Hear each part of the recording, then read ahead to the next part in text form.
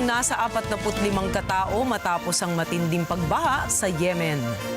Tinangayin ng rumaragasang tubig ang mga sasakyan sa daan pati na rin ang mga puno. Mga detalye na balita, ibabahagi maya-maya.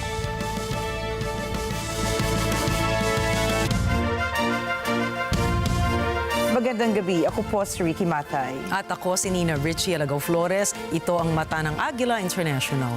Para naman sa mga headlines ngayong Biyernes ng gabi. U.S. Congressional Delegation bumisita sa Pilipinas. Bilang ng kaso ng Leptospirosis sa Pilipinas, dumarami. Mexico hindi aarestuhin si Russian President Vladimir Putin. US, Qatar at Egypt nais buhayin ang ceasefire agreement ng Hamas at Israel. And Team USA at Team France maghaharap sa Olympic Men's Basketball Finals.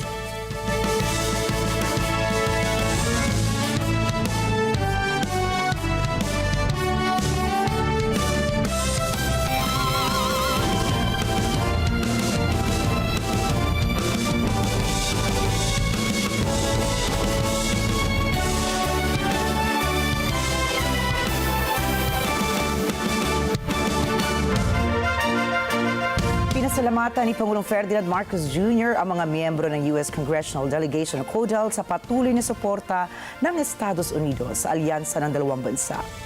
Pinuri naman ni House Committee on Foreign Affairs Chairperson Representative Michael McCall si PBBM dahil sa matapang nitong pahayag sa nakalipas na Shangri-La Dialogue. Bumisita ang U.S. delegation sa Malacanang nitong araw ng Huwebes kasunod ng pagbisita ni Secretary of State Antony Blinken at Secretary of Defense Lloyd Austin. Binigyang diin ang mga U.S. lawmakers na sisiguraduhin nila na kasama ang Pilipinas sa foreign military financing. Kaugnay ito sa pangakong $500 million na halaga ng military aid sa Estados Unidos matapos ang 2+2 meeting sa Manila. Sinabi ng Codel na interesado sila sa pananaw at Pilipinas tungkol sa China at kung ano ang pwedeng gawin ng US para suportahan ang bansa. Sinimulan na ng Department of Transportation o DOTr ang route rationalization strategy ng Public Utility Modernization Program o PUVMP. Ayon sa ahensya, umabot na sa 83% ang nakiisa sa consolidation process ng programa. Sinabi ni DOTr Undersecretary for Road Transport and Infrastructure Andy Ortega, tuloy ang PUVMP kahit may kumukontra sa pag-usad ng programa. Nakikipag-ugnayan na umano ang ahensya sa mga local government units upang malaman ang tunay na bilang ng mga PUV sa bawat ruta. Nalunsad din ng training ang ahensya sa mga kooperatiba katulad ng seminars sa management, financial, labor laws, and road discipline. Pansamantalang ititigil ang operasyon ng Light Rail Transit 1 o LRT1 sa 3 weekend ngayong buwan para makapaghanda para sa pagbubukas ng Cavite Extension Phase 1 sa ika-4 na quarter ng taon. Magkakabisa ang pansamantalang pagsuspinde sa Agosto 17 hanggang 18, Agosto 24 hanggang 25 at Agosto 31 hanggang Setyembre 1. Walang commercial train service na tatakbo mula sa Fernando Po Jr. Station hanggang Baclaran Station sa mga nabanggit na petsa. Ang extension ay magkokonekta sa Maynila at sa Cavite na magbabawas ng oras ng biyahe mula Pasay City patungong Cavite. Mula sa 1 oras at 10 minuto sa mga lokal na daan patungo sa 25 minuto lamang sa pamamagitan ng tren. Ang Phase 1 ay kayang maglingkod sa 600,000 pasahero araw-araw. Lumikha si Pangulong Ferdinand Marcos Jr. ng Presidential Office for Child Protection o POCP upang tugunan ang lumalaking banta sa kapakanan ng mga batang Pilipino. Ang POCP ay pamumunuan ng isang Presidential Advisor for Child Protection at nasa ilalim rin ng pangangasiwa ng Special Assistant to the President. Itinalaga ito upang subaybayan ang mga patakaran at programa ng gobyerno ukol sa proteksyon ng mga bata at maging sa pagsusulong ng kanilang kapakanan. Magbibigay ng espesyal na pokus ang ahensya sa laban kontra online exploitation ng mga bata, sexual abuses at child trafficking. Ang ahensya ay magbibigay din ng mga rekomendasyon ng patakaran sa Pangulo at makikipagtulungan sa Council for the Welfare of Children.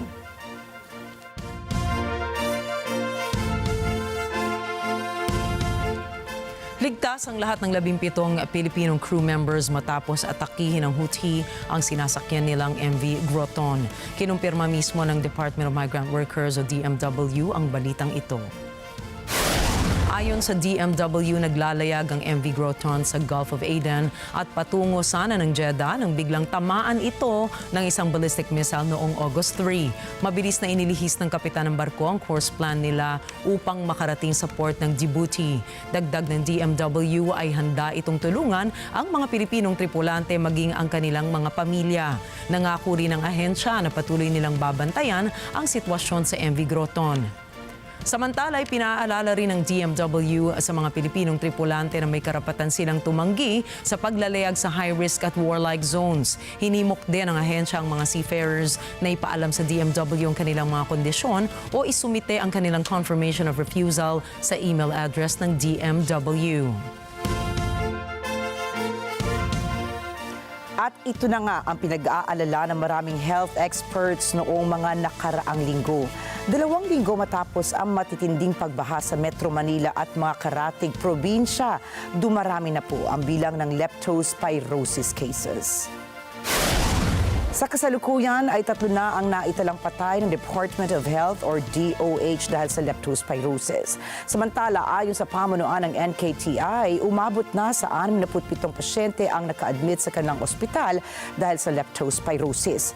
Full capacity na ang mga emergency rooms sa NKTI, kaya pati COVID ward at iba pang pasilidad ng nasabing ospital ay pansamantalang ginawa na munang lepto ward para ma-accommodate ang mga dumarating na pasyente.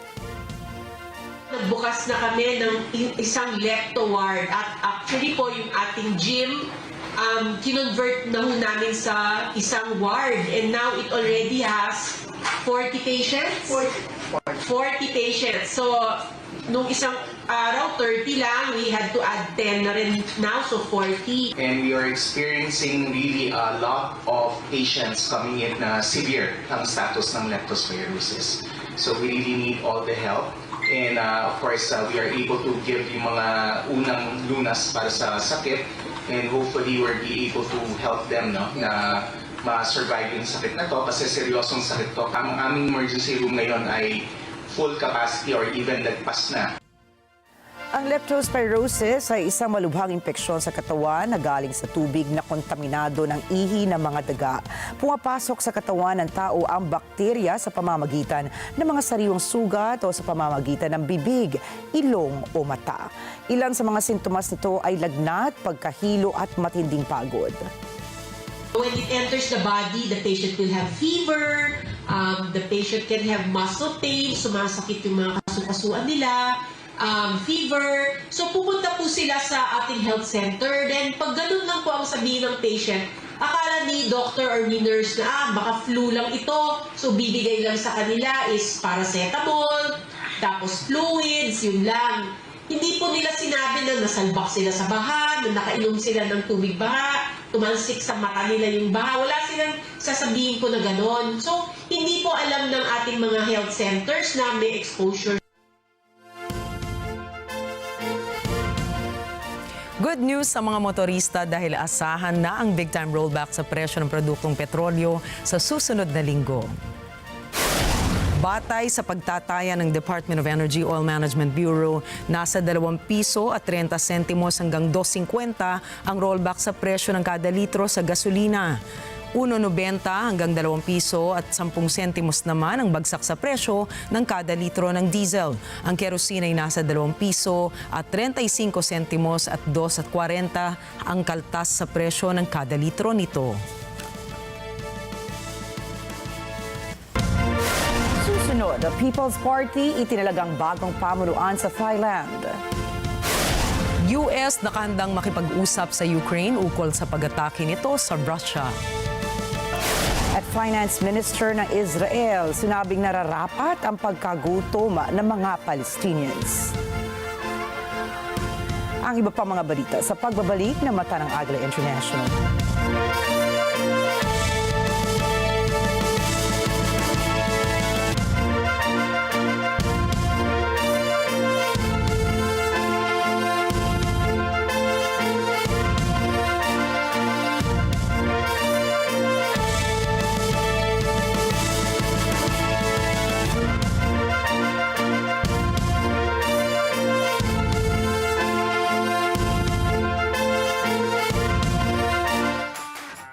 Naku, papalapit na naman ang weekend. Ibig sabihin, it's again a new episode on Corina Interviews. Naku, inspirational ang ating kwentuhan ngayon. Bakit? Kasi ang ating makakausap ay walang iba kung hindi ang tinaguriang inspirational diva, ang napakahusay na mga awit singer Jamie Rivera. Ang awitin ng kanyang buhay, ikukwento niya lahat sa atin.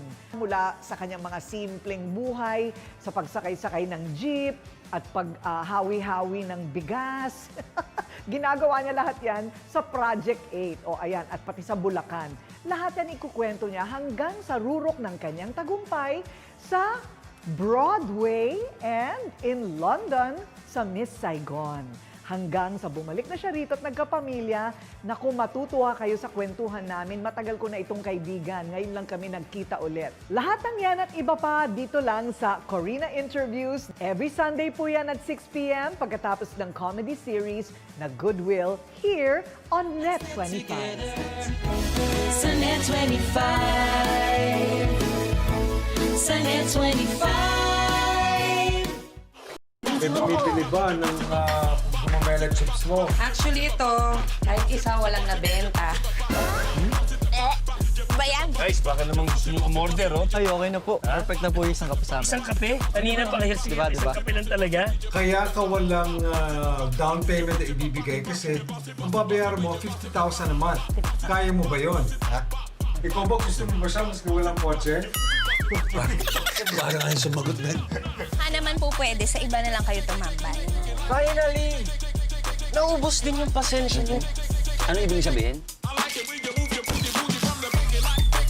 Let's get together sa Net 25. Sa Net 25.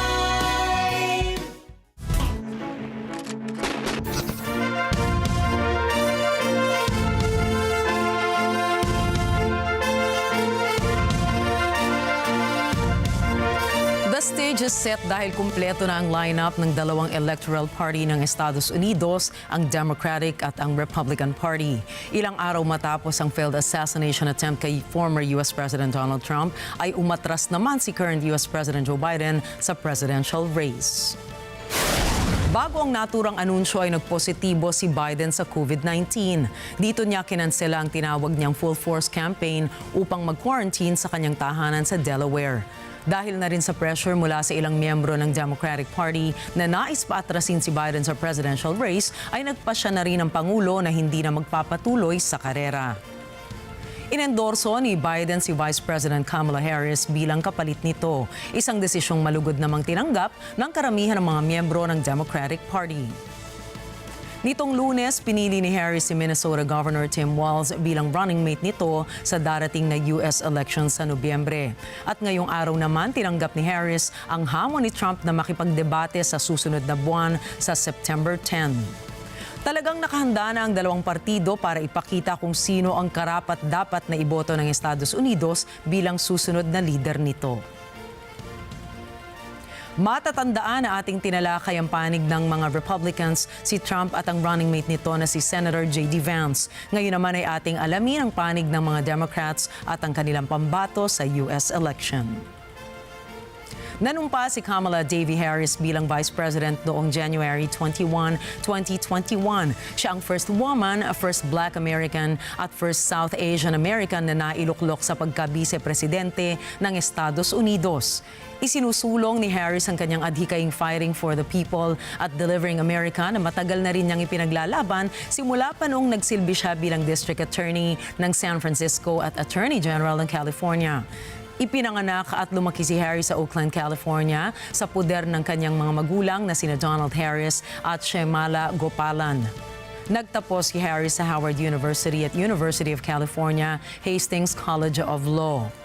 Napangasawa niya si Douglas Emhoff na isa ring abogado.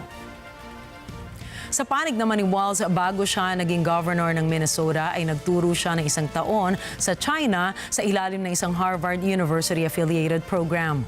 Nagsilbi rin siya bilang sundalo sa U.S. House of Representatives. Naging ranking member din si Walz ng House Committee on Veterans Affairs taong 2017.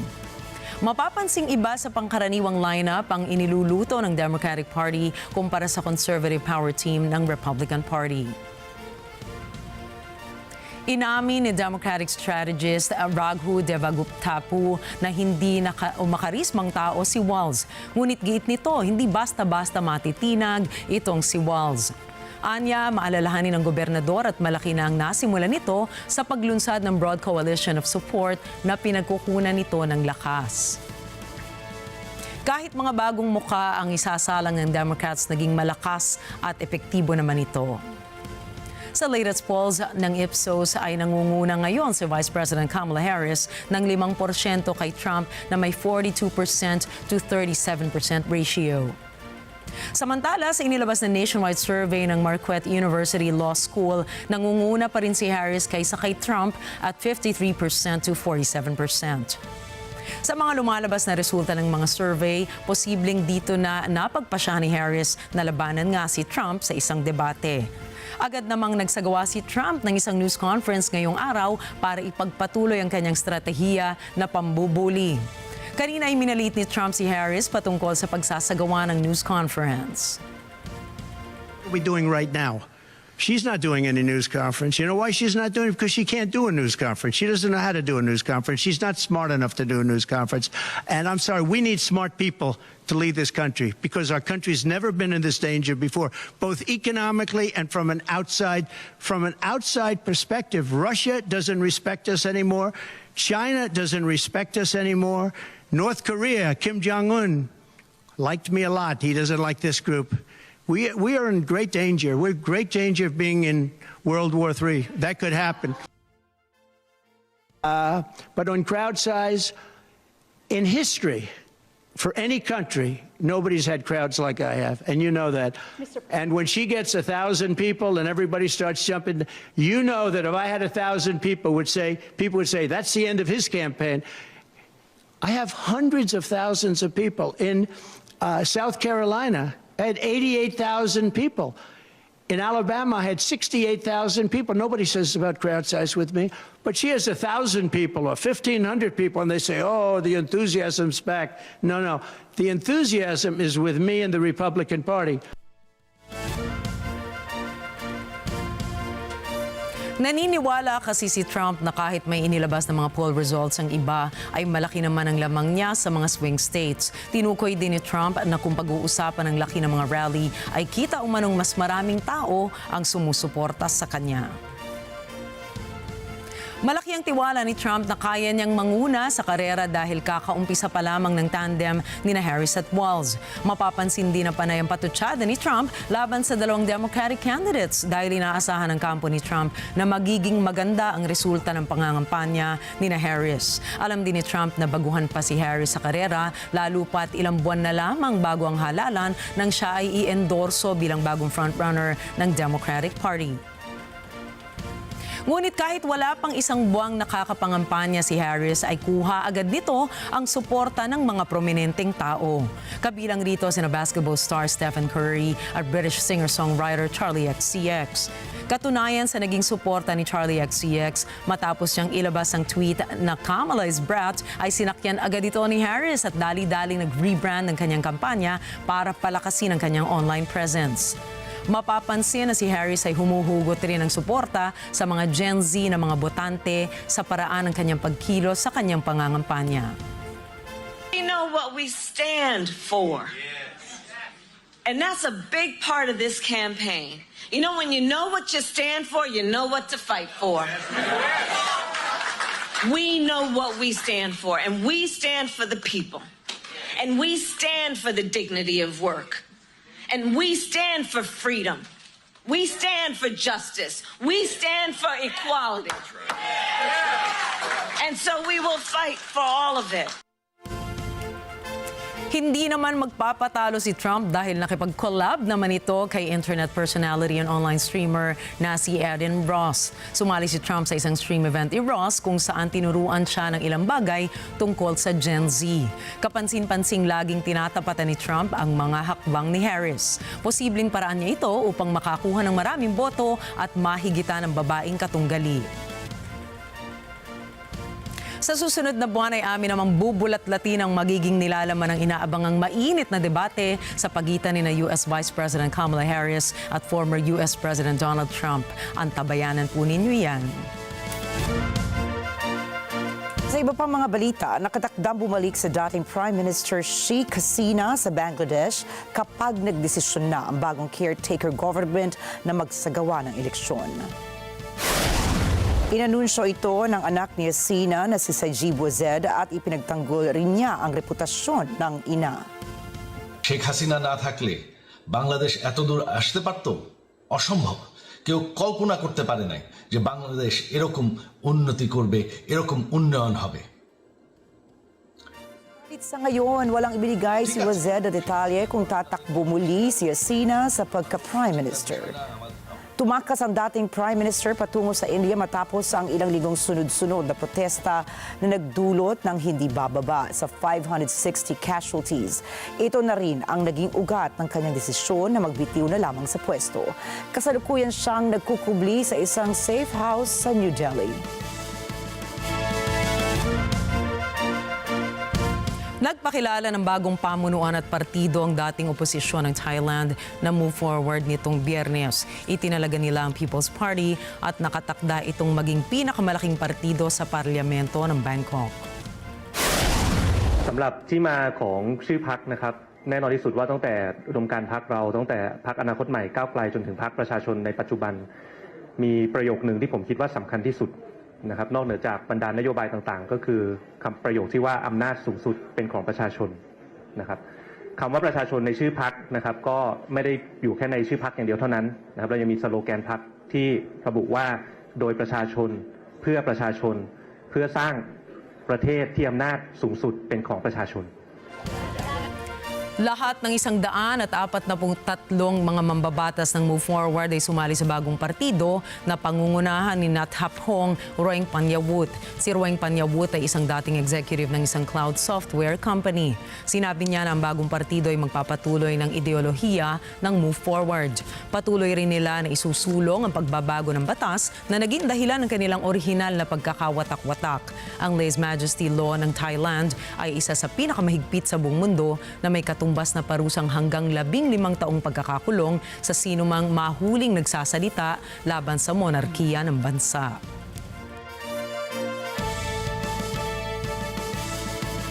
Kinansela ni Japanese Prime Minister Fumio Kishida ang kanyang planong bumisita sa gitnang Asya nitong Biyernes matapos ang isang babala sa lindol. Nagbigay ng babala ang Japan Meteorological Agency ukol sa panganib ng isang malaking lindol sa baybayin ng Pasipiko ng bansa. 南海トラフ地震臨時情報、巨大地震注意を、発表しております。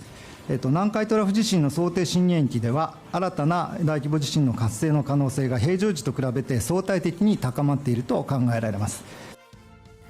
Bagaman hindi tiyak na mangyayari ang lindol, hinihimok ang mga tao na maging handa sa agarang paglikas kung kinakailangan. Ayon sa local media outlets, maaaring maghanap ng paraan ang pamahalaan upang maisagawa ang mga pulong sa mga lider ng rehiyon online.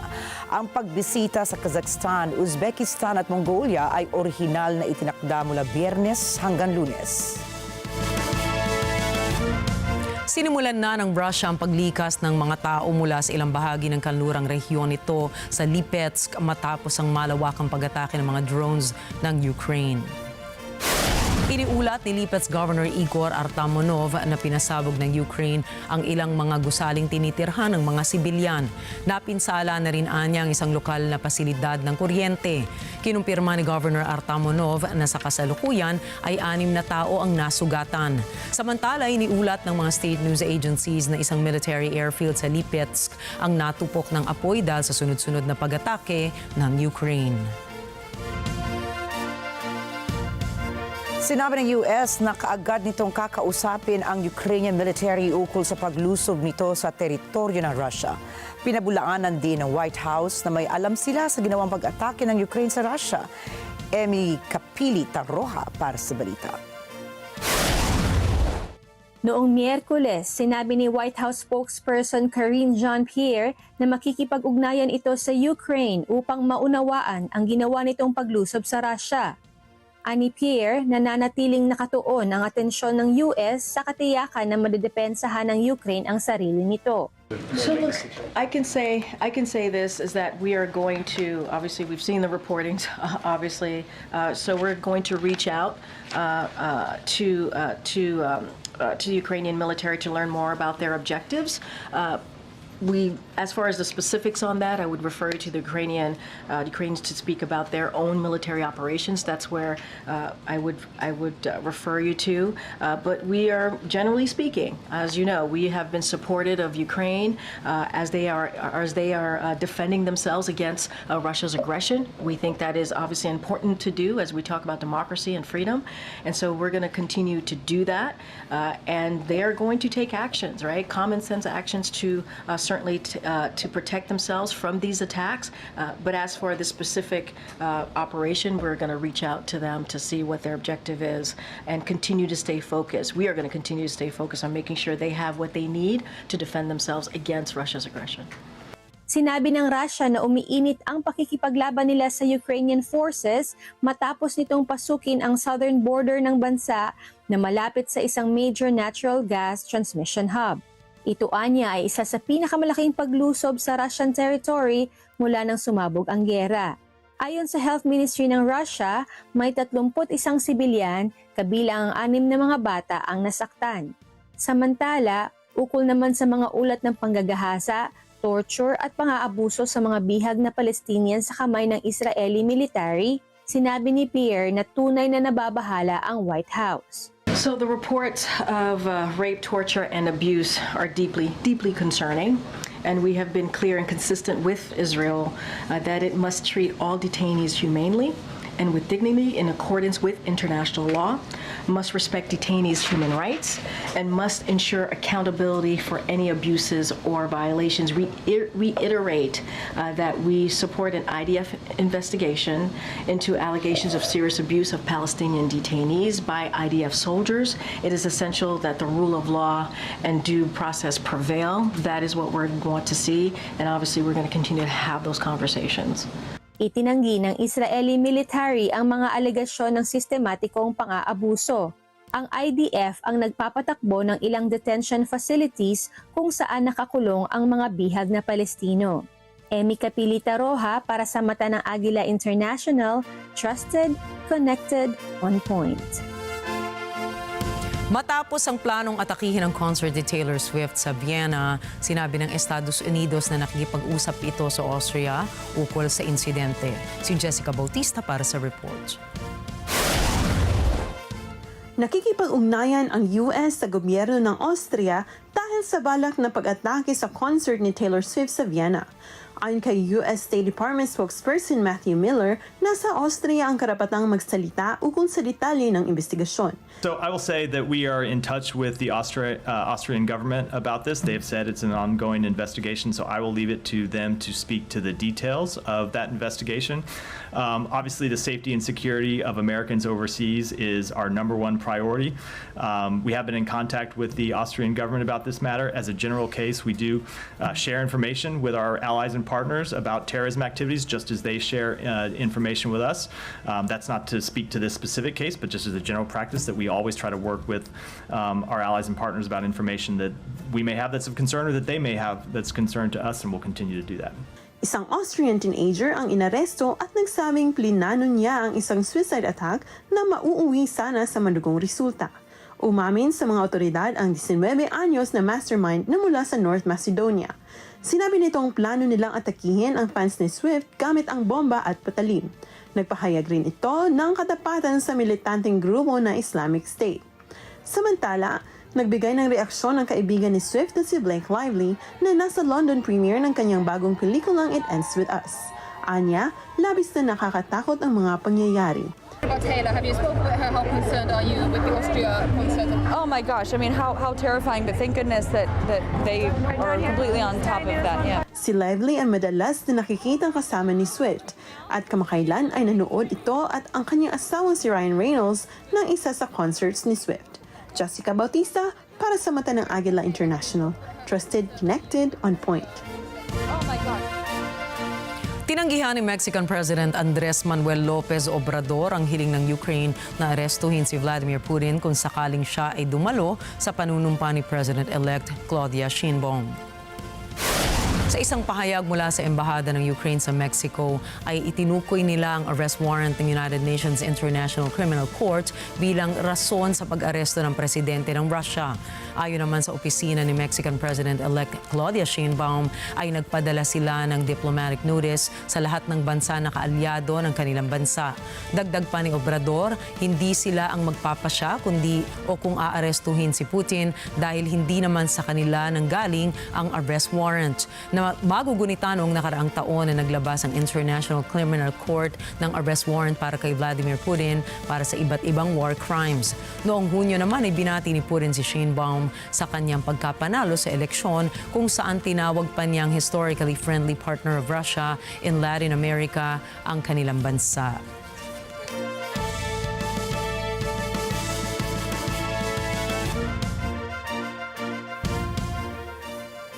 Kinundina ng mga kaalyado ng Israel ang komento ng finance minister nito na nagsasabing nararapat lamang ang nararanasang pagkagutom ng mga tao sa Palestine. מכניסים סיוע הומניטרי כי אין ברירה. אי אפשר במציאות העולמית של היום לנהל מלחמה. אף אחד בעולם לא ייתן לנו להמית ברעב ובצמא 2 מיליון אזרחים. למרות שזה אולי צודק ומוסרי עד שלא מחזירים את החטופים שלנו, הומניטרית תמורת הומניטרי, נכון מוסרית, אין מה לעשות, חיים היום בתוך מרחב, צריך לגיטימציה בינלאומית למלחמה הזאת. Ayon kay Finance Minister Bezalel Smotrich, impractical daw na magpadala ng tulong sa Gaza sa panahon ng giyera. Sa kanyang pananaw ay tama lamang na magutom ang mga tao sa Gaza hanggat sa hindi nila na ibabalik ang mga bihag ng Hamas sa kanilang mga pamilya. Si Smotrich ay kabilang ng far-right coalition ni Prime Minister Benjamin Netanyahu na sumusuporta sa pagsakop ng Israel sa Gaza.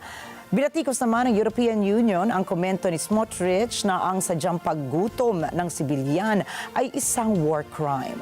Ayon kay EU Policy Chief Joseph Borrell, ang pahayag ng nasabing politiko ay nagpapakita ng paghamak sa international laws at pagbabaliwala sa pangunahing prinsipyo ng pagkatao.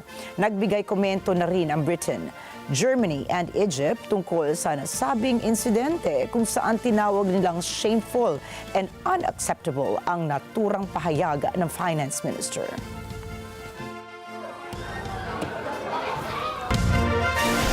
Susunod, ang mga tao sa Yemen nasawi dahil sa matinding pagbaha. World's largest 3D printed na komunidad matatagpuan sa Texas. At Team US at France maghaharap sa Olympic Basketball Finals. Yan at iba pang mga balita sa pagbabalik ng mata ng Agila International.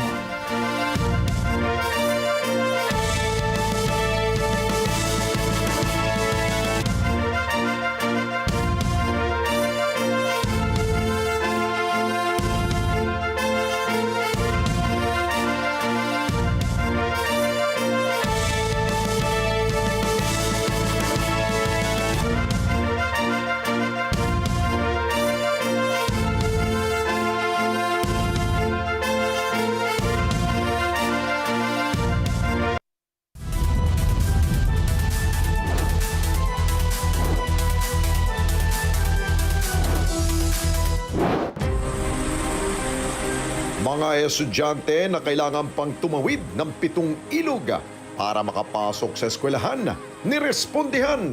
Ang pangarap namin sa kanila, yung makatapos sila. Alam namin na natuto sila. Lagi na sinasabi namin sa kanila, hindi masamang mangarap. Expose!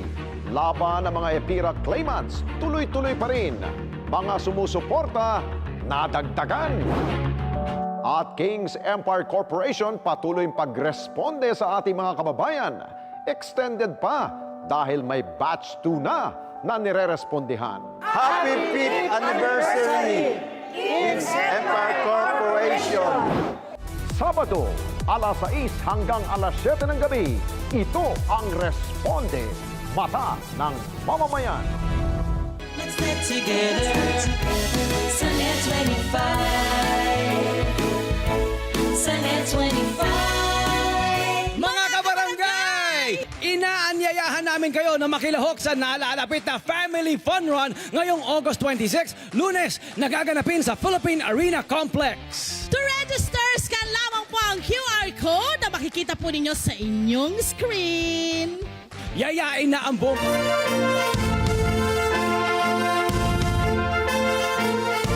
Patay ang nasa 45 katao sa Yemen matapos makaranas na matinding pagbaha. Aabot sa 500 na kabahayan ang napinsala ng pagbaha kung saan ay sapilitang inilikas ang mga apektadong residente. Tinangay din ng rumaragasang tubig ang nasa mahigit sa 7 mga sasakyan, pati na rin ang ilang mga gamit na nasa daan. Dagdag pa rito ay ipinasara rin ang ilang mga kalsada sa probinsya ng Hodeidah kasama na ang mga kalapit na daungan. Ayon sa United Nations Office for the Coordination of Humanitarian Affairs, nagpadala na sila ng agarang tulong at suporta sa libo-libong mga pamilya na nasa evacuation centers. Samantala, patuloy ang ginagawang search and rescue para sa mga taong nawawala mula sa mga lugar na lubog sa pagbaha. Sa Argentina noong Huwebes na diskubre ng mga otoridad ang isang tunnel na may lampas 100 metro ang haba at malapit ang tunnel na ito sa bangko. Alamin natin kay Mefanway Zaragoza kung paanong nadiskubre ito. Nadiskubre ang tunnel ng isang kapitbahay nang may nakita itong bakal na nakalitaw mula sa kalye sa harap ng isang bangko. Nakita ang pasukan ng tunnel ay isang workshop.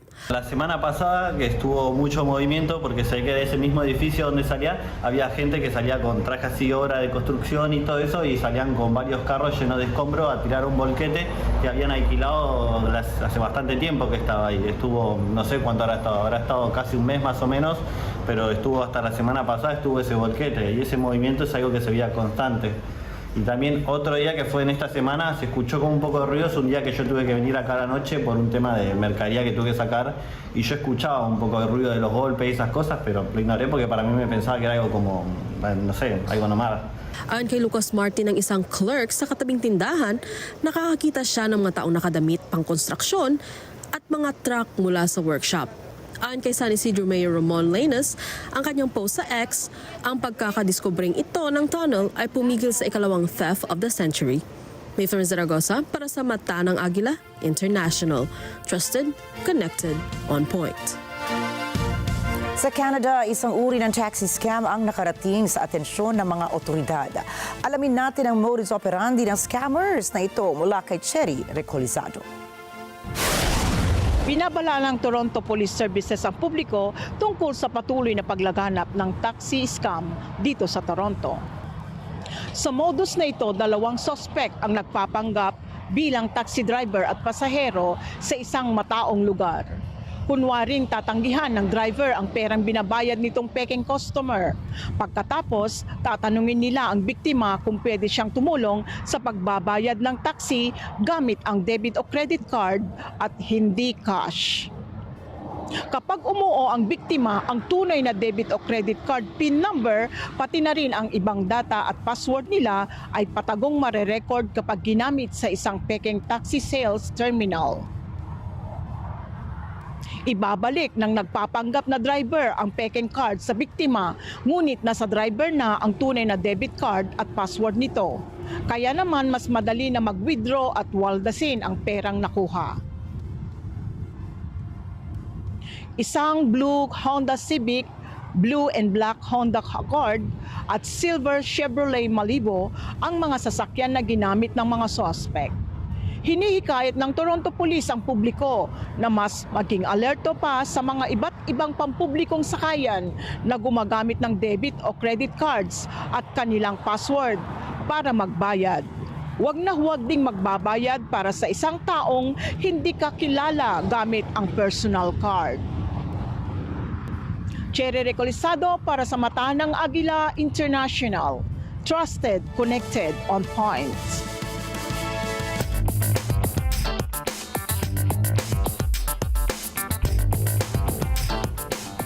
Nagbabalik muli sa mga pamilihan ng Denmark ang ipinagbabawal na buldak South Korean ramen.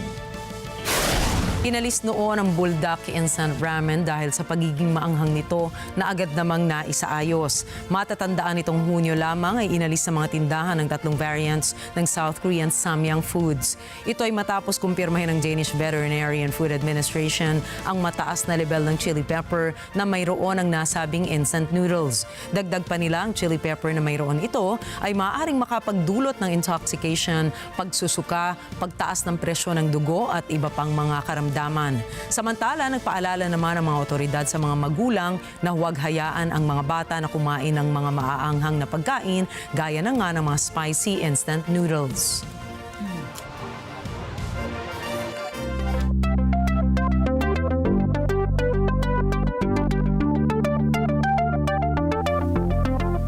Inaabangan na matapos ang isang 3D printed community sa Texas at sinasabing ang mga bahay rito ay gawa sa mga material na resistant sa tubig, amag, anay at extreme weather conditions. Kathleen Gao para sa balita. Ang Vulcan printer ng 3D printing company na Icons ay may sukat na higit sa 45 feet ang lapad. Tumitimbang ng 4.75 tons at kayang mag-print ng mga bahay. Tinatapos ng robotic printer na ito ngayong summer ang ilan sa 100 3D printed na mga bahay sa Wolf Ranch.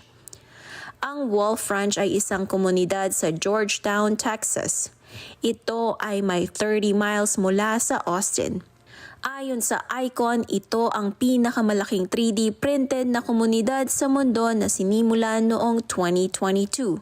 Kumpara sa tradisyonal na konstruksyon, sinasabi ng kumpanya na ang pagpiprint ng mga bahay gamit ang 3D ay mas mabilis, mas mura, nangangailangan ng mas kaunting manggagawa at nagpapababa ng basura mula sa mga materyales sa konstruksyon.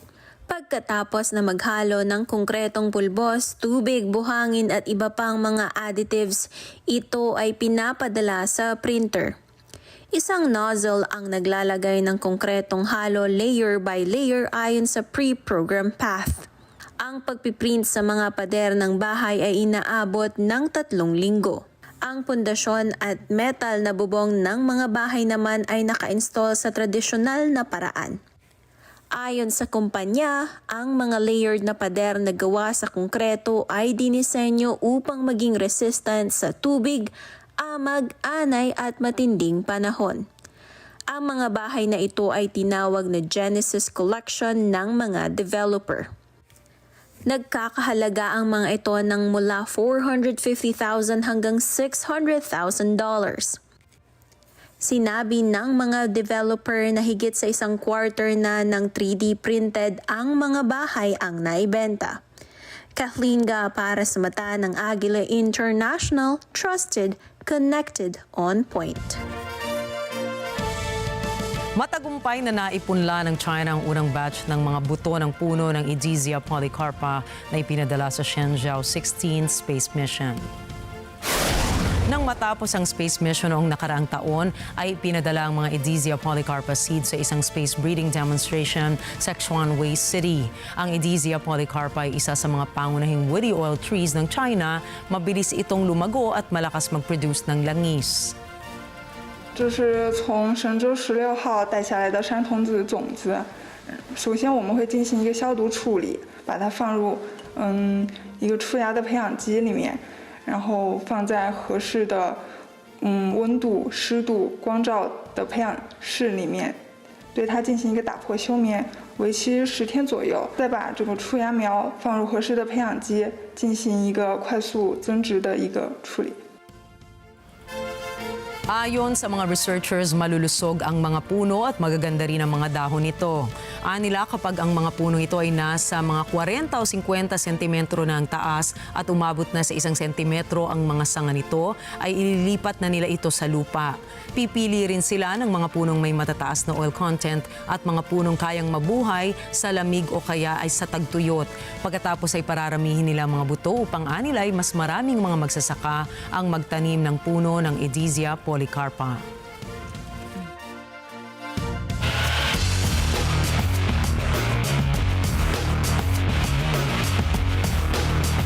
Hindi lamang ang mga nagkamit ng gold medal sa 2024 Paris Olympics ang dapat bigyan ng parangal. Sinabi ni Senator Jinggoy Estrada na dapat din parangalan ng Senado ang mga nakakuha ng bronze medal. Anya karapat-dapat nagawaran ng Senate Medal of Excellence ang mga boksingerong sina Ira Villegas at Nesty Petesio. Tinalo ni Villegas sa laban si 2021 Tokyo Olympic silver medalist Buenos Kakiroglu ng Turkey sa semifinals ng women's 50 kg division. Binati ni Pangulong Ferdinand Marcos Jr. si Villegas at sinabi pang isang knockout performance ang Olympic debut nito sa France. At dahil naman sa pagkakapanalo ni Petesio ng bronze medal sa Paris at silver medal noong 2020 Tokyo Olympics, napabilang na siya sa mga natatanging Pilipinong atletang may 2 Olympic medals. Kasama niya sa listahan sina Carlos Yulo, Heidelin Diaz at Chofilo Ildefonso. Nauna na naghain sa Estrada ng resolusyon sa Senado para bigyang pagkilala si Filipino gymnast Carlos Yulo para sa kanyang pambihirang tagumpay sa 2024 Paris Olympics. Pinag-uusapan din ng mga senador kung gagawaran ng Senate Medal of Excellence si World No. 2 pole vaulter EJ Obiena kahit hindi niya na-clear ang 5.95-meter mark na naglagay sa kanya sa ika-4 na pwesto ng pole vault competition. Habang pasok na sa gold medal match ang USA men's basketball team sa Paris Olympics matapos na malusutan ng Serbia sa score na 95-91. Gold defending champion na manalo.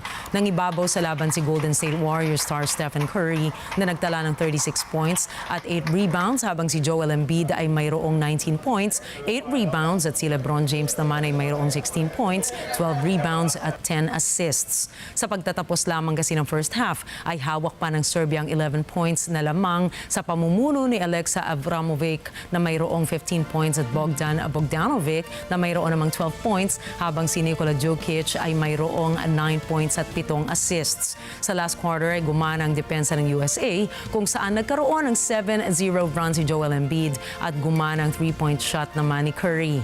Dahil rito ay makahaharap ng 5-time Olympics gold medalist Team USA ang hometown favorites na Team France na kinabibilangan ni Ruby Gobert at Victor Wembanyama habang ang Serbia ay makakalaban ng Germany para sa bronze medal.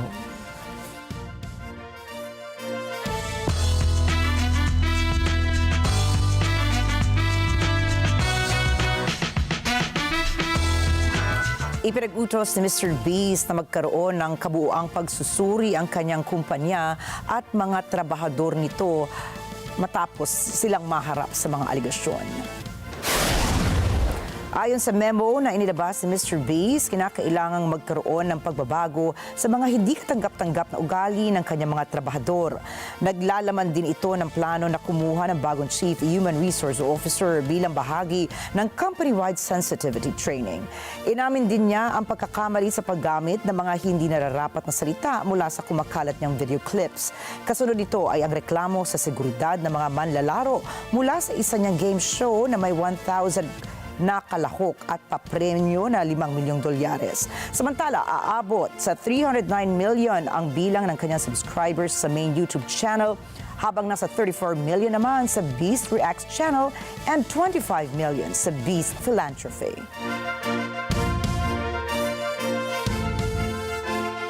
Nakatakdang dumalo ang K-pop girl group na NewJeans sa 2025 Seoul Fashion Week. Ito ay matapos nilang mapili bilang ambassador ng event.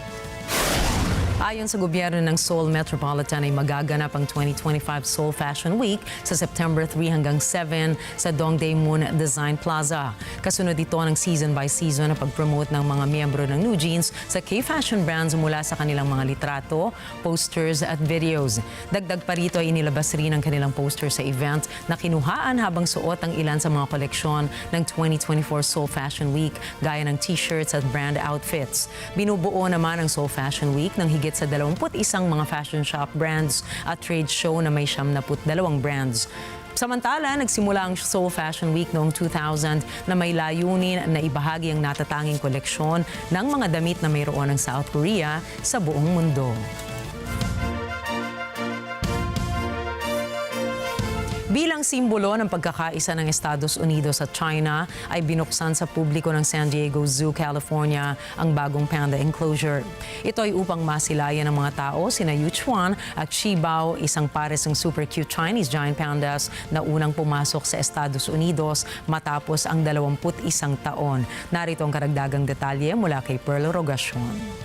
3, 2, 1...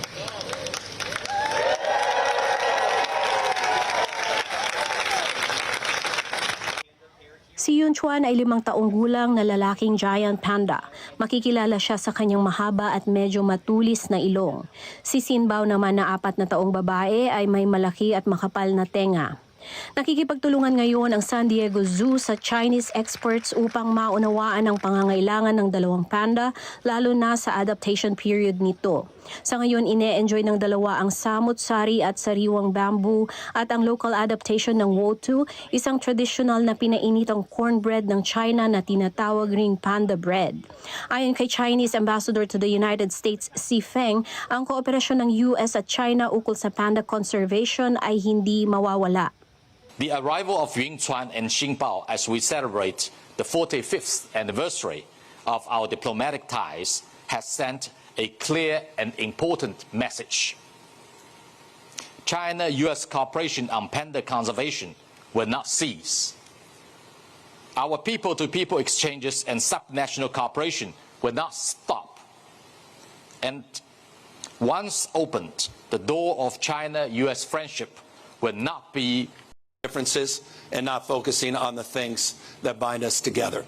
And so for me, this spirit, the pride that is associated with this opening today, with the experience that so many will have that we just had at Panda Ridge, is about a deeper meaning. Matagal nang ginagamit ng China ang tinatawag na panda diplomacy, ang pagpapahiram ng malalaking itim at puting oso sa zoos ng iba't ibang bansa bilang Goodwill Animal Ambassadors. Pearl Rogacion para sa mata ng Agila International. Trusted, connected, on point. Nanumbalik ang natatanging puno ng banyan sa Lahaina, Hawaii. Ito ay matapos masunog noong nakaraang taon. Ayon sa Chair of the Maui County Arborist Committee na si Dwayne Sparkman, nangitim at nasunog ang halos lahat ng dahon sa puno na naging dahilan sa pagkamatay ng mga sanga nito. Kinikilala ang banyan tree sa lugar bilang pinakamatandang puno na tinatayang nasa 150 years na. Madalas itong dinarayo ng mga turista habang ang ilan ay tinitignan ito bilang simbolo ng makasaysayang pangyayari sa lugar. Aabot ang taas ng puno ng higit sa 60 feet at napapaligiran ng mayabong na sanga at dahon. Samantala, patuloy ang ginagawang pag-aalaga ng ilang mga volunteers sa puno kasabay ng nakaplanong irrigation system para sa patubig nito. Panibagong pabango ngayon para sa mga aso ang inilabas ng fashion house sa Dolce Gabbana.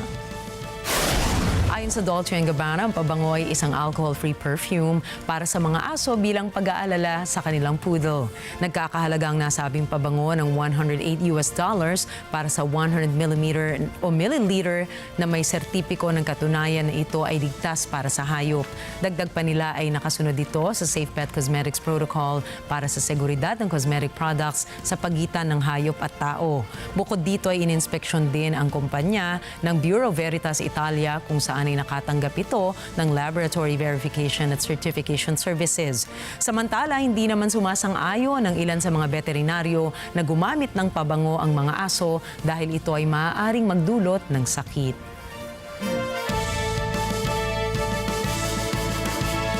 Umakit na ngayon sa $7.5 million ang penciled Kelly Field ay wala na ito sa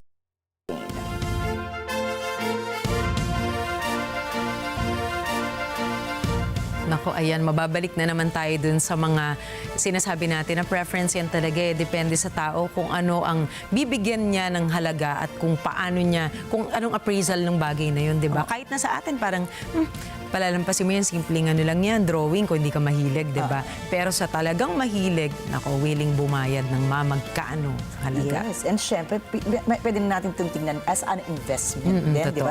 Isipin mo, from $1, it can now sell up to $55,000 US.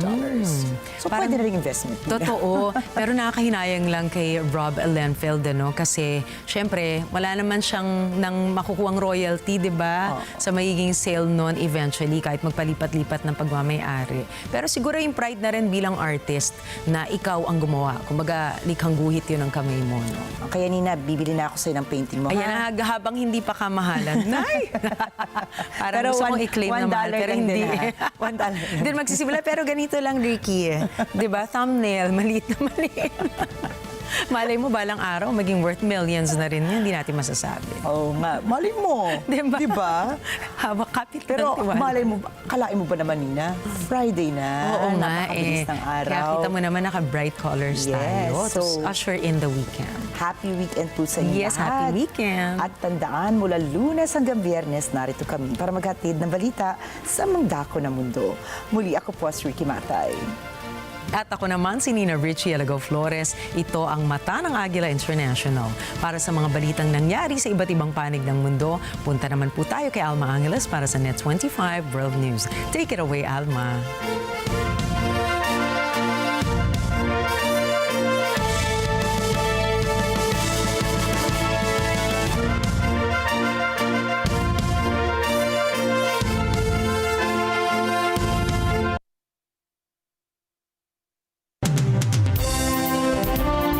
Thank you, Nina and Ricky. I'm Alma Angeles, and you're watching Net 25 World News. Leading our newscast tonight. Japanese authorities are on high alert for a potential catastrophic earthquake. A powerful quake that rocked Kyushu on Thursday triggered a rare warning. For the first time ever, a special advisory has been issued under the Nankai Trough Earthquake Extra Information Protocol. And experts are warning of a heightened risk of a massive earthquake striking the region from Tokyo to Okinawa.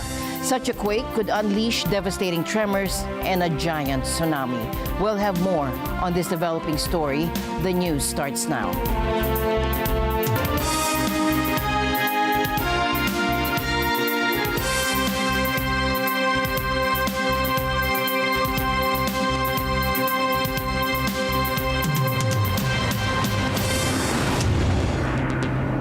Japanese authorities are on high alert for a potential catastrophic earthquake. A powerful quake that hit Kyushu on Thursday has prompted a rare warning. This is the first time a special advisory has been issued under the Nankai Trough Earthquake Extra Information Protocol. Experts are warning there's a heightened risk of a massive earthquake striking the region stretching from Tokyo to Okinawa. If it happens, it could trigger devastating tremors and a giant tsunami. While the possibility has increased, officials emphasize this doesn't mean a quake is imminent, but they're urging people to be prepared. 今回の地震を調査した結果、今後再び大規模地震が発生する可能性が相対的に高まっていると評価をされ、大規模地震への注意を促す南海トラフ地震臨時情報、巨大地震注意が発表をされました。続き震度6弱程度の地震の発生に注意をいただくとともに、揺れの強かった地域にお住まいの皆様は、自治体の避難情報のほか、テレビ、ラジオ、インターネットなどの情報にも注意しつつ行動いただくようお願いを申し上げます。南海トラフ地震臨時情報、巨大地震注意を発表しております。南海トラフ地震の想定震源域では、新たな大規模地震の発生の可能性が平常時と比べて相対的に高まっていると考えられます。Municipalities are being told to review their disaster plans. Residents are advised to secure furniture, identify evacuation routes, and have a family communication plan in place. And those with infants, elderly, or disabled family members are encouraged to consider voluntary evacuation. Now, what is the Nankai Trough and why is it significant for quakes? The Nankai Trough is off its southwest Pacific coast and runs for approximately 900 kilometers, where the Philippine Sea Plate is subducting under the Eurasian plate, and the accumulating tectonic strains could result in a mega-quake roughly once in 100 to 150 years. The Japanese government had previously predicted a 70 to 80% chance of a magnitude 8 to 9 earthquake happening along the trough in the next 30 years. The magnitude of an earthquake is related to the length of the fault on which it occurs. According to the USGS, the largest earthquake ever recorded was a magnitude 9.5 on May 22, 1960 in Chile on a fault that is almost 1,600 kilometers. Experts believe a Nankai Trough earthquake could be as powerful as magnitude 9, causing widespread devastation. A government estimate warns of over 230,000 potential casualties and millions of damaged buildings. Adding to the growing anxiety, Japanese Prime Minister Kishida Fumio is canceling an overseas trip due to the increased earthquake risk. And this developing situation is being closely monitored by authorities and experts alike. 総理大臣として念には念を入れ、少なくとも気象庁が地震の備えの再確認等を呼びかけている1週間程度は国内にとどまり、政府としての対応や情報の発信に万全を期すべきであると判断をいたしました。このため、今回予定をしていた日程での中央アジア、モンゴルへの訪問は取りやめることといたします。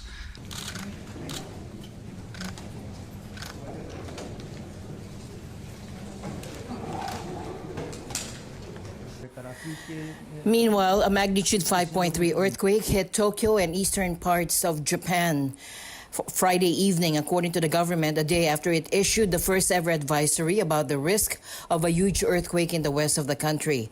Although damage to the areas closest to the epicenter was not immediately clear, Prime Minister Kishida Fumio said the government had not received any reports of major damage. The quake's epicenter was in the Kanagawa prefecture, south, next to the capital, at a depth of 10 kilometers, according to the Japan Meteorological Agency. Kanagawa does not lie within the western zone along the Pacific coast known as the Nankai Trough, which was specified in Thursday's advisory on a mega-quake with magnitude 8 or higher. No tsunami alert was issued after the government sent strong tremor warnings for residents in Tokyo and prefectures of Kanagawa, Saitama, Yamanashi, and Shizuoka. Some train lines, including Central Japan Railway, Shinkansen, high-speed rail services stopped operations in the regions near Tokyo and Kanagawa. There were no reports of damage at the Hamaoka nuclear power plant in Shizuoka and thermal plants in Kanagawa, according to public broadcaster NHK. A chilling plot to unleash terror at a Taylor Swift concert in Vienna has been foiled by Austrian authorities. A 19-year-old man with alleged ties to the Islamic State is accused of planning a suicide attack that could have resulted in a bloodbath. Die Verdächtigen hatten tatsächlich sehr konkrete und detaillierte Pläne, auch bei uns eine Tragödie eben im Ausmaß von Paris, Manchester oder Moskau, immer eben auch dort bei Konzerten, Veranstaltungen mit vielen Menschen anzurichten und ein Blutbad zu hinterlassen. Vielen Dank, sehr geehrte Damen und Herren. Wir haben bei der gestrigen Pressekonferenz der in Dernitz gestern in den Morgenstunden festgenommen 19-Jährige hat am 25. Juli seine Arbeit, seinen Job gekündigt und hat dabei auch die Äußerung abgegeben, dass er noch Großes vorhat. Seit diesem Zeitpunkt richtet er seinen Fokus auf die Vorbereitungen, auf Vorbereitungshandlungen zu einem Terroranschlag und hat diese entsprechend intensiviert. Police say the suspect, who has North Macedonian roots, confessed to the plot and had stockpiled chemicals, machetes, and other dangerous materials. He is believed to have been inspired by the IS group's leader and pledged allegiance to its leader online. 2 other teenagers have also been detained in connection with the case. The shocking revelation has sent shockwaves through the music world and beyond. Even Taylor Swift's close friend, Blake Lively, expressed her horror at the attempted attack. Taylor, have you spoken with her? How concerned are you with the Austria concert? Oh my gosh, I mean, how terrifying, but thank goodness that they are completely on top of that. Yeah, thank you. And congratulations on the film. Authorities are crediting a tip from U.S. intelligence for helping to thwart the attack. I certainly wouldn't want to speak to or confirm any kind of intelligence information. We have been, and when I say we, the broader United States government has been in touch with the Austrian government. The State Department has been in touch with the Austrian government. And I think it's important to say one other thing about this, which is we do commend the very swift action that they took to disrupt what could have quite obviously been a very serious incident. And this incident serves as a stark reminder of the ongoing threat of terrorism and the importance of vigilance. Disappointment mixed with relief among Taylor Swift fans after the concert cancellation. Despite the letdown, some are finding silver linings. I live in Seattle, Washington, 9-hour time difference, and yeah, I woke up at, I think it was 3 a.m. to try to get the tickets for here, and then one of us in our family got them, and yeah, we've been looking forward to it for, I don't know, like 9 months or so. So yeah, quite the bummer, but also happy to be safe. So I got tickets from my friend for our daughters, and we planned all year to be here. So what a huge disappointment for our friends and for our kids. So yeah. 1 year of planning. We came from close to Philadelphia, Pennsylvania. We were out here on vacation in Venice, and we thought we'd come to the show. And last night we were just heartbroken to hear that it was canceled. But we're glad that she canceled the concert because, you know, better to go later and try and get tickets than be hurt. So, you know, but this is terrific that all these people came together and are singing and are happy. We wish there was merch. They seem to have nothing set up at the stadium anymore. Don't make me love, make me crazy. After the Taylor Swift cancellations, UN is warning of heightened risk from ISIL-K. 2 of the risks outlined in reports over the past years have regrettably become manifest since my last briefing. The first is the risk of ISIL-K, the Daesh affiliate in Afghanistan, carried out terrorist attacks abroad. ISIL-K has improved its financial and logistical capabilities in the past 6 months, including by tapping into Afghan and Central Asian diasporas for support. The group has also intensified its recruitment efforts. Elsewhere, the threat posed by ISIL-K resulted in heightened threat levels in Europe. The group is considered the greatest external terrorist threat to the continent. The United States shares the Secretary General's concern regarding ISIS Khorasan's ability to conduct attacks outside of Afghanistan, as we saw with the horrific terrorist attacks in Kerman on January 3 and Moscow on March 22 that resulted in hundreds of deaths. The Taliban have made efforts to counter ISIS-K, and it is critical they adhere to their counterterrorism commitments.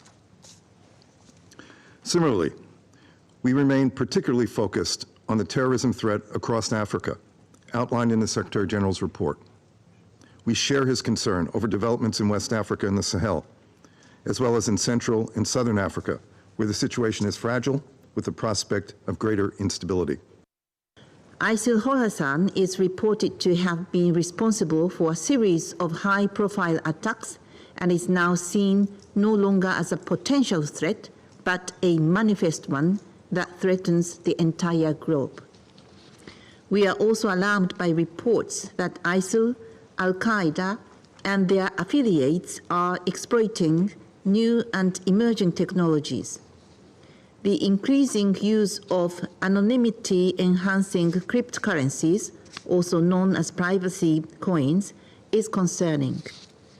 The exploitation of 3D printing to manufacture weapons and unmanned aerial systems can be a serious loophole in arms embargoes. The 19-year-old Austrian suspected of masterminding a planned attack on a Taylor Swift concert had vowed allegiance to the Islamic State militant group's leader, according to authorities. Though largely crushed by a U.S.-led coalition several years ago, IS has managed some major attacks while seeking to rebuild. They include an assault on a Russian concert hall in March that killed at least 143 people and 2 explosions in the Iranian city of Kerman in January that killed nearly 100 people. The Sunni militant group also claimed responsibility for an assault by suicide attackers on a mosque in Oman in July that killed at least 9 people, raising fears the group may be attempting a comeback in new territory. A tornado tore through Wilson County, North Carolina on Thursday U.S. time, claiming the life of at least 1 person and inflicting significant damage to homes and a school in the town of Lucama. So what we're doing is assisting them. They've got some intelligence that there's a possible missing person located in this house. We've, on that intelligence, we're going to start delayering the structure. We're going to stabilize the structure to make it safe for our response. According to ABC affiliate WTVD, a man was found dead inside a severely damaged 2-story home, one of several structures destroyed overnight. Springfield Middle School was also completely destroyed by the storm. Meanwhile, Tropical Storm Debbie made its second landfall near Charleston, South Carolina, bringing heavy rains to the coastal Carolinas and exacerbating flood concerns. The National Weather Service warned of up to 3 inches of additional rainfall, with some areas potentially receiving over 25 inches since Monday. Southeastern North Carolina could see up to 15 inches of rain, while parts of Virginia may experience 10 inches. Meanwhile, neighborhoods in Sarasota, Florida, found themselves submerged in floodwaters on Thursday, 3 days after then Hurricane Debbie dumped heavy rains on the city. The National Hurricane Center said Debbie, now a tropical storm, could produce potentially historic rainfall. Sarasota police have reported that hundreds of people have had to be rescued as a result of the flooding. Debbie made landfall as a Category 1 hurricane in the Big Bend region of Florida's Gulf Coast on Monday morning, dumping 8 to 16 inches of rain in parts of central Florida, according to local reports. And the storm has been blamed for 5 deaths in Florida and 1 near Valdosta, Georgia. U.S. Republican presidential candidate Donald Trump and his Democratic opponent Kamala Harris are set to face off in their first head-to-head debate on September 10, which will be broadcast on ABC. This highly anticipated matchup comes as polls indicate a tight race between the two contenders. Thomas I. Likeness for more. Trump's news conference was long and rambling. His agreeing to take part in a debate with Harris was the only actual news to come out of it. The rest was a repeat of his usual falsehoods and grievances. Trump told reporters he thinks it's important to have debates, and he wants to square off with Harris 3 times, adding his campaign has spoken with ABC, NBC, and Fox about these talk fests. So we have those 3 dates, and those networks, they're very anxiously awaiting that date and those dates. So we have September 4th, September 10th, and September 25th. We have spoken to the heads of the network, and it's all been confirmed, other than some fairly minor details. Audience, some location, which city would we put it into, but all things that will be settled very easily, I think it'll be very easy. At a campaign stop in Detroit, Harris says she's ready to face Trump. I'm glad that he's finally agreed to a debate on September 10th. I'm looking forward to it, and hope he shows up. Are you open to more debate? I'm happy to have that conversation about an additional debate for after September 10th. While Harris is not ready to commit to more debates, Trump went on to criticize her for not doing media interviews during which she made his usual false claims. She hasn't done an interview. She can't do an interview. She's barely competent. and she can't do an interview.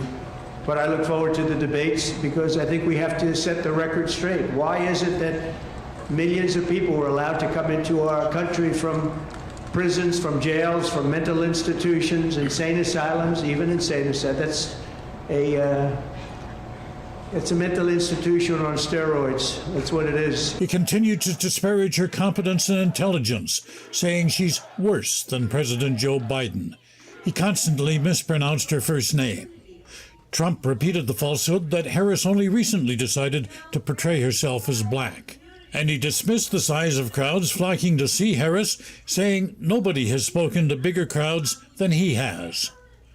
When asked about Trump's remarks, Harris responded, Too busy talking to voters. I didn't hear him. Also during his news conference, the former president went off on a tangent suggesting the world is on the verge of a major depression and world war. We have a lot of bad things coming up. You could end up in a depression of the 1929 variety, which would be a devastating thing. Took many years, took decades to recover from it.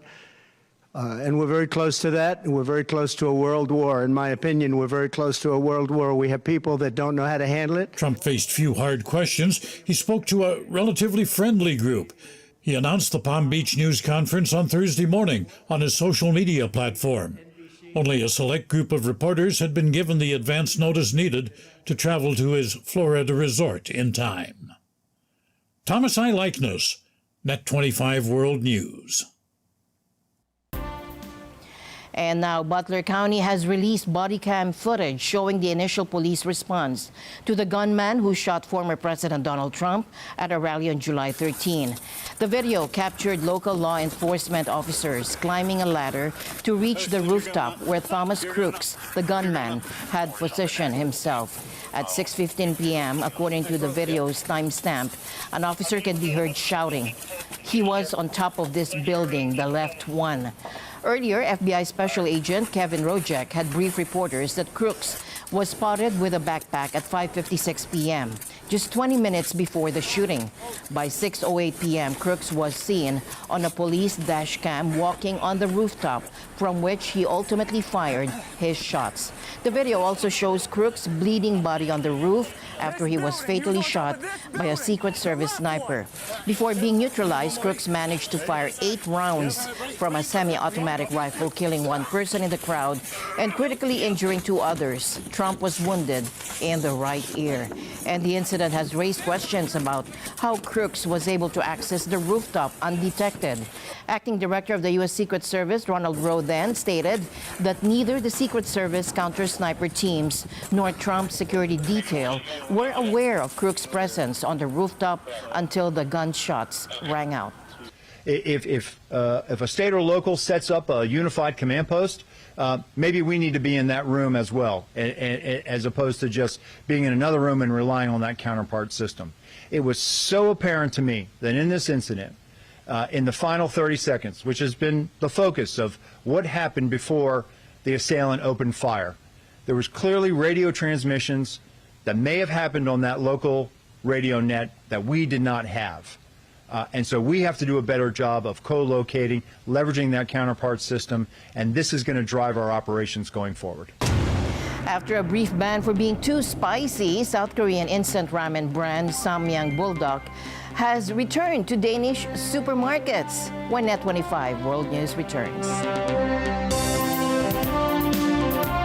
Join us in this insightful episode where we dive deep into the business of driving schools to positive territories. We'll also explore the vital role driving schools play in shaping competent drivers and enhancing road safety. Behind the wheels is Miss Connie Bugtong, owner of iRise Driving School. It all boils down to defensive driving. Kasi on the road, you can really encounter a lot of people. So kailangan hindi mainitin yung ulo natin because we have a family waiting for us to be home safely. Open for business with Cesar Vallejos, Sunday, 9 p.m. Sunday 25.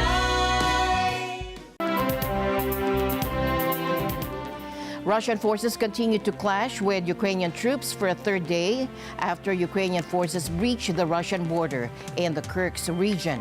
The bold offensive against the world's largest nuclear power has compelled Moscow to call in reserve forces. This video from the Russian Defense Ministry released Thursday purports to show its forces striking Ukrainian armored vehicles on Russian soil. Fighting in Russia's Kursk region continued for a third day after Ukrainian forces smashed through the Russian border in an audacious attack on the world's biggest nuclear power that has forced Moscow to call in reserves. Drone footage released by the Ukrainian military purports to show Russian forces surrendering at a border crossing. Усі бачать, що українська армія вміє дивувати. Speaking on Thursday, Ukrainian President Volodymyr Zelensky said, quote, "Everyone can see that the Ukrainian army knows how to surprise and knows how to achieve results." He did not directly reference the Kursk offensive. Масштабную провокацию. Russian President Vladimir Putin cast the attack as a, quote, "major provocation." Was the White House made aware prior to? No. The White House said the United States, Ukraine's biggest backer, had no prior knowledge of the attack and would seek more details from Kyiv. Washington has cautioned Ukraine against striking into Russian territory, fearing it could escalate the conflict. Ескалація – це тільки те, що робить Російська Федерація. In a televised interview on Thursday, Ukrainian presidential advisor Mikhailo Podolyak did not directly address the offensive, but said such maneuvers were both necessary and lawful for a nation under attack. Перше, міжнародне право чітко трактує. International law clearly states that a country waging defensive war has a legal right to execute strikes regardless of how deep certain infrastructure is in the enemy territory. We have a legal right to destroy everything regardless of the distance, be it 100 kilometers, 10 kilometers, or 1,000 kilometers deep into Russian Federation territory. This is a legally correct action. The operation comes at what could be a critical juncture in the conflict. Kyiv is concerned that U.S. support could drop off if Republican Donald Trump wins the November presidential election. Trump has said he would end the war, and both Russia and Ukraine are keen to gain the strongest possible bargaining position on the battlefield. Thailand's former opposition party Move Forward, which was disbanded earlier this week, has re-emerged under a new name, the People's Party. Unveiled today, the People's Party will now become the largest party in parliament and plans to continue pushing the progressive agenda of its predecessor. Move Forward, which won the most seats in the last election but was blocked from forming a government, was dissolved by the Constitutional Court on Wednesday. The court ruled that the party's proposal to amend laws protecting the royal family from criticism threatened democracy and the constitutional monarchy.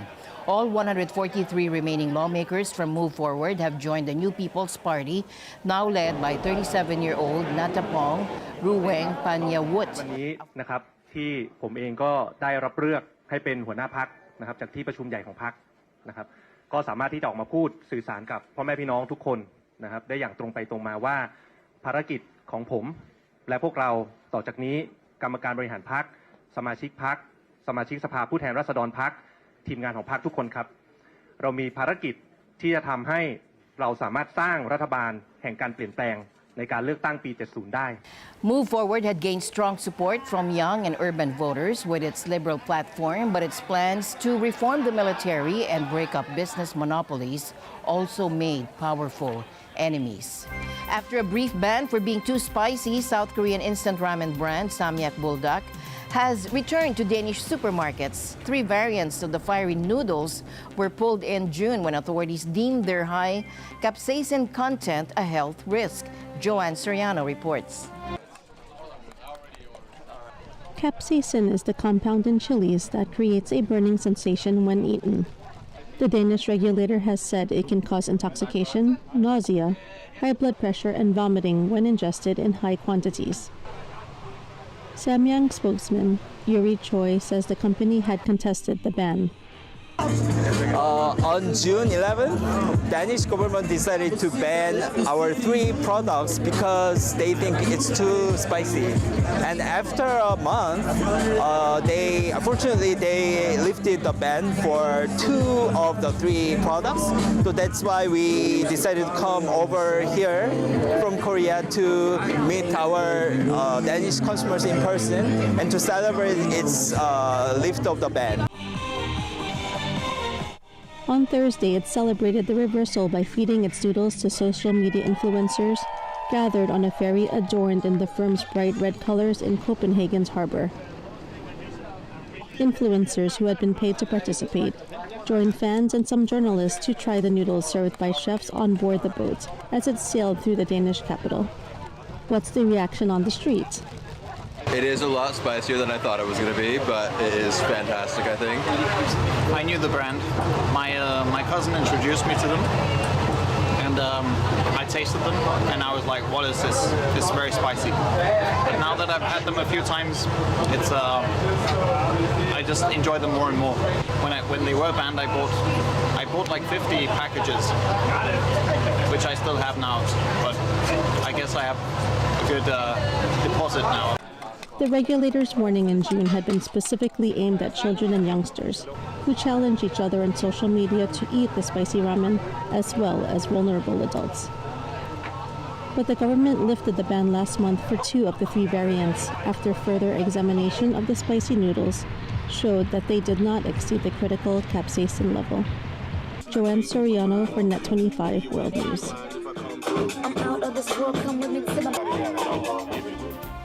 And with that, we end tonight's broadcast. For everyone here on Net25, I'm Alma Angeles. Have a great weekend. Good night.